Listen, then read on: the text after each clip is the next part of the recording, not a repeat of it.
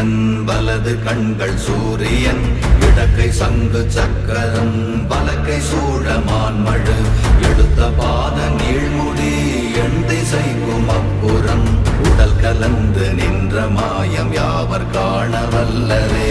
ஓம் நமச்சிவாய.